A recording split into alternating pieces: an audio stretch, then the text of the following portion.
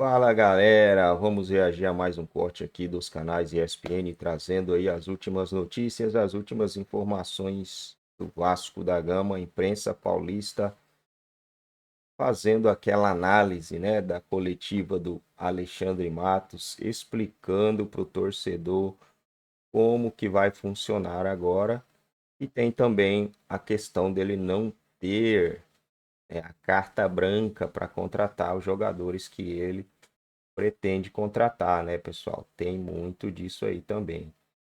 E aí acaba que o Vasco não irá ainda brigar frente a frente com os melhores clubes do Brasil, mas acredito que o Vasco consiga sim nessa temporada uma vaga no G4 aí ou uma vaga na Libertadores, né? Se um time brasileiro for campeão da Libertadores, então aí abre 7 a 8 vagas e eu acredito que o Vasco consiga pegar sim. Quero deixar os créditos aos canais ESPN e pedir a você que deixe o like e se ainda não é inscrito, se inscreva aí no nosso canal.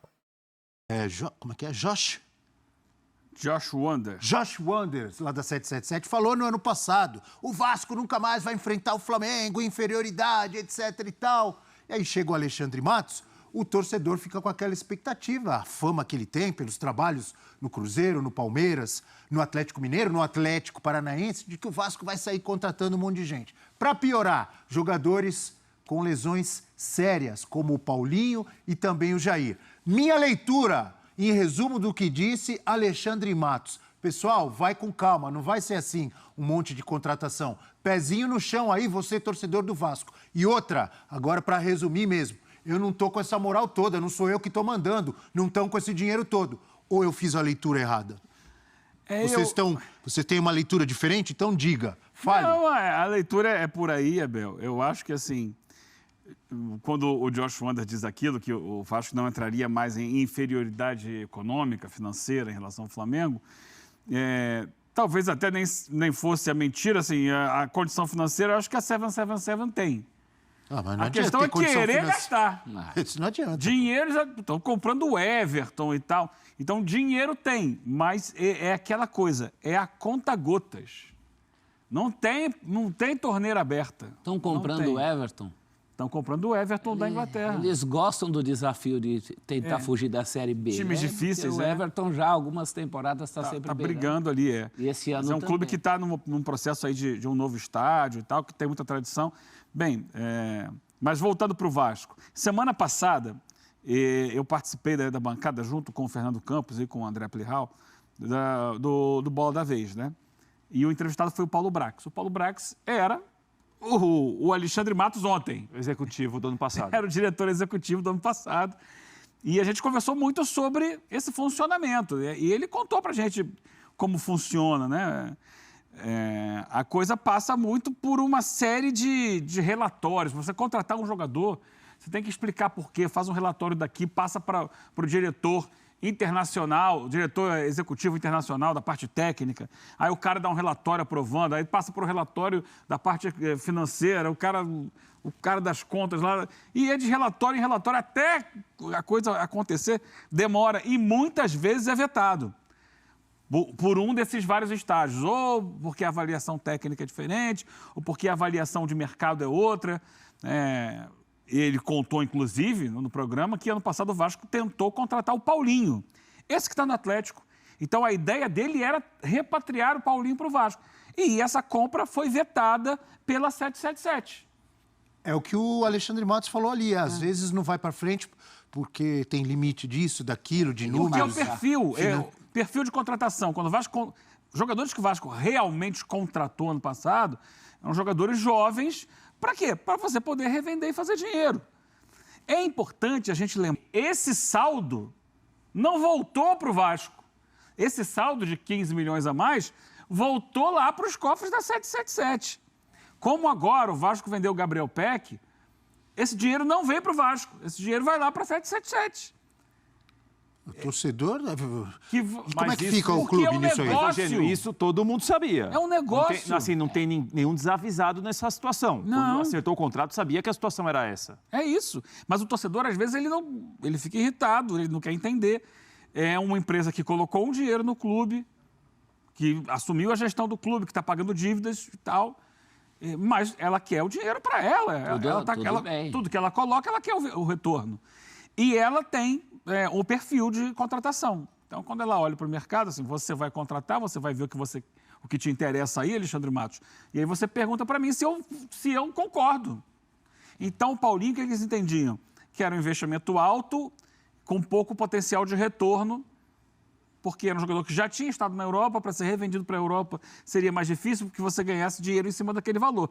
Era um investimento técnico, como tem sido técnico para o Atlético Mineiro, e pode ser até que o Atlético consiga fazer dinheiro em cima dele, mas eles não enxergavam daquela forma naquele momento. Eles queriam contratar jogadores mais baratos, que tivessem potencial de revenda, para irem ganhando dinheiro. Isso tem a ver com Alexandre Matos? O Prats, ele gosta de dizer, e eu concordo com ele, que a função do executivo de futebol não é só contratar. Você já falou isso aqui outras vezes. É verdade. Ele tem que tomar conta de todo o departamento de futebol, o relacionamento, né, dos jogadores com comissão técnica, com diretoria, enfim. A vida do jogador dentro do clube, da comissão técnica, são várias ações aí que o executivo de futebol tem que tomar, tem que trabalhar em cima disso. Mas o Alexandre Matos, ele tem essa fama, que acho que é uma fama até boa, num bom sentido, uma fama no bom sentido, de ser um cara que chega e contrata. Às vezes bem, às vezes mal. No Palmeiras, ele teve momentos de superstar, tirando selfie, etc., garoto propaganda, lembra? Eu não gosto disso, Abel, eu me incomodo com isso. Não, eu sei, mas ele teve momentos também dos caras irem na casa dele e querer bater nele. Lembra disso? Sim. Quando o time tá ganhando, tá tudo bonito, o time perde. Enfim. Bem, ele estava apresentando ontem 4 jogadores, né? O Kehler, que vem para ser reserva do Léo Jardim, goleiro do Internacional, esse que está aparecendo aí. O Vitor Luiz, que vem para ser reserva do Piton, mas que pode virar titular em algum momento, porque o Piton é mais um desses investimentos que o Vasco fez e que tem a expectativa para 777 de retorno, de venda no meio do ano. O Galdames é uma situação diferente, né? Esse volante chileno, porque ele era do grupo. Ele estava no Genoa. Então, é um jogador dessas articulações, como o Botafogo fez com o Jefinho, foi para o Lyon e voltou do Lyon. O Galdames era do Genoa, então não é um investimento do grupo, é uma realocação de um jogador diante de uma necessidade de um clube que, de repente, para o outro não estava sendo tão importante. E a outra contratação foi o Adson, esse sim é um jogador que vem para ser titular Até já do Vasco. Jogou, né? Já entrou no segundo tempo contra o Flamengo, mas é um jogador com potencial, ainda muito jovem, com potencial de revenda também. Aí é um investimento. Tudo bem, é o perfil, é a realidade. O Alexandre Matos está tentando deixar isso claro. Mas vocês concordam que frustra o torcedor do Vasco? É porque é o Matos, né? O Matos é o cara do... O Matos vai te contratou. Quando chegou no Palmeiras tinha essa brincadeira, né? Falava, o Matos vai te contratou. Era um momento que o Palmeiras precisava daquilo. Eu senti o Matos resignado. Muito... Conformado? Eu não digo conformado, porque conformado é aquela coisa chateada.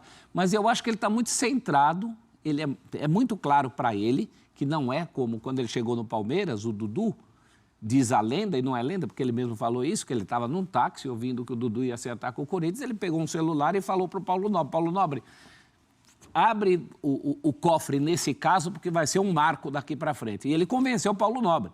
É mais ou menos como você trabalhar numa empresa familiar, daquelas que você fala com o dono da firma, ou num ambiente mais profissional, passar por várias assinaturas que vêm de países diferentes, como é o caso da 777. Eu só queria lembrar que no caso da 777, essa história de que eles querem fazer dinheiro, eles querem fazer investimento, o sucesso do negócio também passa por um Vasco forte, por uma torcida feliz e respondendo. O negócio também passa por isso. O negócio não é só vender jogador para a Europa. É isso que eu ia perguntar. Passa por isso. O time estando bem, fazendo sucesso, disputando, ganhando títulos, ele também não gera dinheiro, não gera mais sócio-torcedor, não gera mais venda de camisa, não gera mais marketing, não gera mais dinheiro de televisão. É isso. É que eles não quiseram entrar com o capital. O caso do Paulinho, por exemplo. É inegável que o Paulinho seria para o Vasco um daqueles jogadores que a gente fala vai mudar o patamar ou vai ajudar a mudar o patamar.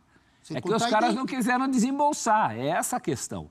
O planejamento deles está com um teto talvez muito abaixo da expectativa nossa, da torcida e talvez até do Matos. E, por outro lado, tem também essa questão de ter o controle mesmo da coisa. Assim, de não deixar na mão de uma pessoa que está aqui. Você quer contratar esse jogador? Me explica por que você quer contratar esse jogador. Claro. Vale a pena? Aí uma avaliação de profissionais internacionais. Porque, assim, há muita decisão errada também. A gente está falando aqui, o Matos, quando chegou no Palmeiras, contratou, 30 jogadores. Sim. Nem todos deram certo. Então, eles tentam fazer uma coisa assim, mais assertiva.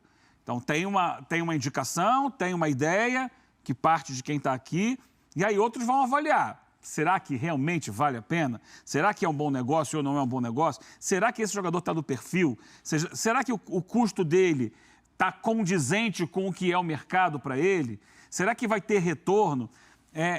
Muita pergunta, hein? Então, mas é uma coisa que passa pelo profissionalismo. Agora, perde agilidade, mas também tem menos chance de errar, de você jogar dinheiro fora, de você apostar num jogador que não dá o mesmo retorno.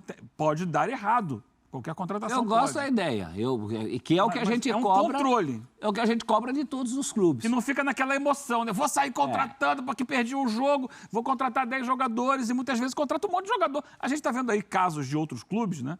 O Corinthians, quantos jogadores o Corinthians não contratou aí recentemente que não deram em nada? Agora é questão de tentar fazer uma contratação mais objetiva. Agora, entendo também que a torcida queira mais jogadores e de mais peso, porque olha para o campo e vê que o time necessita. O Vasco precisa de contratações. Mas essa filosofia é ótima. Eu só acho que o budget... Como é que é, prof? Não estava preparado. Vai de novo. O budget... o orçamento? O orçamento tinha que ser um pouquinho... Ele está falando aqui um negócio... É o externo desequilibrante. Tinha que ser um pouquinho... Ele é o Josh Wanda falando aqui. Tinha que ser um pouquinho mais alto. Pode ter essa mesma filosofia, mas um pouquinho mais alto. Parece que o dono da 777 é o tio Patinhas. Os caras... É cheio de dinheiro, mas não quer gastar. Um cara como o Paulinho não ter sido aprovado, eles têm lá os motivos deles, as planilhas, os números frios. Mas, para além disso, seria uma bela solução para o Vasco. Não seria um jogador sem mercado. Podiam lucrar menos do que acham que lucrariam. Mas olha o retorno técnico que daria um Paulinho. Isso que eu ia falar, tem os dois lados. Às vezes tem gastança sem responsabilidade, que não adianta nada, isso acontece, já vimos várias vezes, mas tem jogadores, a gente já cansou de ver, que se pagam.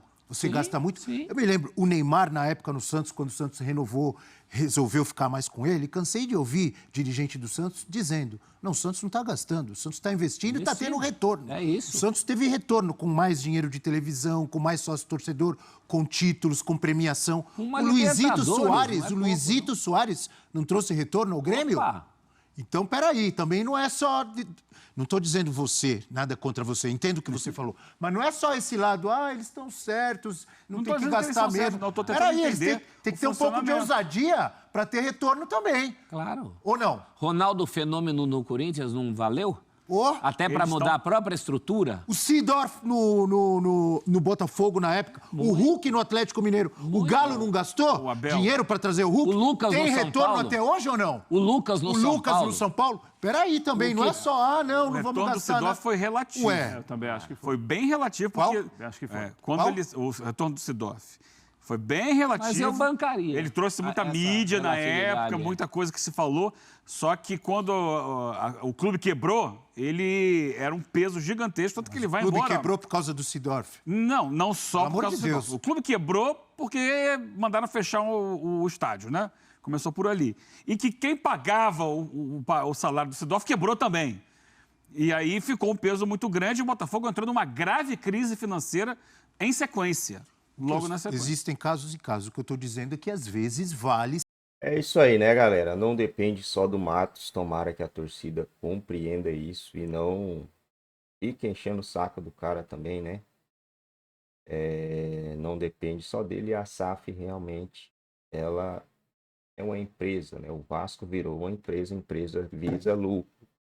Só que essa empresa vai visar lucro e ela vai visar não quebrar essa empresa. O torcedor tem que entender que o Vasco estava quebrado. O Vasco poderia não subir para a Série A tão cedo, galera. Tão cedo, né? Porque o escudo, a camisa, ela não sobe sozinha. A camisa não joga sozinha. Se a camisa jogar sozinha, Corinthians, Palmeiras, Vasco, Botafogo, Fluminense, entre outros clubes aí. Santos não teria caído para a segunda divisão, né? Então, camisa de time não vai jogar sozinho, tem que ter jogadores bons. E a SAF, ela vai tentar fazer o possível para que o Vasco não passe pela situação de rebaixamento novamente, né? Acredito que o Vasco não vai mais passar por isso tão cedo. Pode ser que passe algum dia, né? Mas tão cedo eu acho que não, porque os caras querem lucro e o Vasco só vai dar lucro se tiver bons jogadores e estiver sempre na disputa, né, da Série A do Campeonato Brasileiro, que é o campeonato aí mais importante nesse momento para o Clube Vasco da Gama, né, rapaziada? Acho que daqui para frente o Vasco vai tornar um time cada vez mais forte, né? Tá reformulando novamente o elenco. Os caras estão reformulando. Essas vendas aí servem para dar um desafogo também, né? Tem as vendas. A SAF não lucra só com vendas, tá? Não lucra só com vendas. O time ele não só se mantém, ele tem lucros também. A SAF vai lucrar com venda, vai lucrar com o dinheiro da emissora, Campeonato Brasileiro, Copa do Brasil, se disputar Libertadores, vai lucrar com Libertadores e assim por aí vai. Então, eles vão tirar o seu dinheiro de lá, o dinheiro investido, né? Vai demorar alguns anos, vai, e depois vai ser só lucro, né? Lucro, aí quando tiver na fase de lucro, aí eles vão poder investir mais. Se tiver na fase de lucro, meu amigo, aí os caras vão poder meter dinheiro a mais porque a certeza do lucro ela é mais garantida ainda. Pô, tirei o meu, agora vou estar trabalhando só com o dinheiro do mercado. A melhor coisa é você estar trabalhando com o dinheiro do mercado, independente do mercado que seja, né? Ramon Dias liga para conterrâneo Kudê e pede liberação de Pedro Henrique. Após primeira partida da temporada, o setor ofensivo do Vasco da Gama se mostrou mais carente para a sequência do ano. Com isso, o clube abriu negociação para contratar atacante Pedro Henrique. Nesta terça-feira, o canal Detetives Vascaínos informou que o técnico Ramon Dias ligou para seu conterrâneo Eduardo Cudê, treinador do Internacional, para pedir a liberação imediata de Pedro Henrique para o Vasco. O atacante terá espaço no Colorado nesta temporada e gostou do projeto apresentado pelo executivo de futebol Alexandre Matos. O atleta de 32 anos deve assinar contrato com o Gigante da Colina em definitivo. O jogador atua pelas duas beiradas do campo e também pode fazer a função segundo atacante ou centroavante. Além dele, o clube também negocia com o Breno Lopes do Palmeiras. Cara, será que é uma compra esse jogador? Ou ele chegaria aí livre no mercado, né? Porque pagar por um jogador de 32 anos, não sei se seria uma boa aí não, hein, galera? O que vocês acham aí? Será que vale a pena pagar por um jogador nesse valor? Deixa aí seu comentário. Se ainda não é inscrito, dá essa moral aí pra gente. Se inscreva no canal, acione o sino das notificações e tem também aí a chegada de Breno Lopes, né? Possível chegada de Breno Lopes no Vasco.